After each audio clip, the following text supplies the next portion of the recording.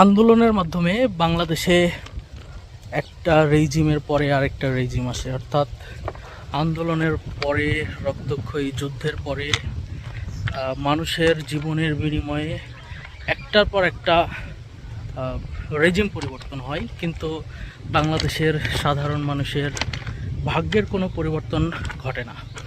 এটা গত 55 বছরের ইতিহাসে একই জিনিস দেখে আসছে বাংলাদেশের মানুষ। অর্থাৎ স্বাধীনতার পর থেকে এখন পর্যন্ত বাংলাদেশে বহু রাজনৈতিক দল ক্ষমতায় এসেছেন, বহু রাজনৈতিক দল, ভিন্ন ভিন্ন মতের মানুষ বাংলাদেশের রাষ্ট্র পরিচালনা করেছেন।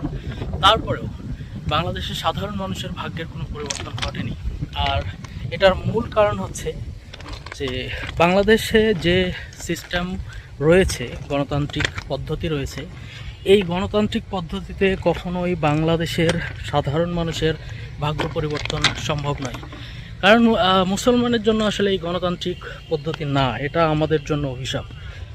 অবশ্যই আমাদের খেলাফত দরকার। যদি খেলাফতের মাধ্যমে কেউ ক্ষমতায় আসে বা রাষ্ট্র পরিচালনা করে, তাহলে দেখতে হবে যে আসলে দেশের ভাগ্য পরিবর্তন হচ্ছে কিনা, সাধারণ জনগণের ভাগ্য পরিবর্তন হচ্ছে কিনা।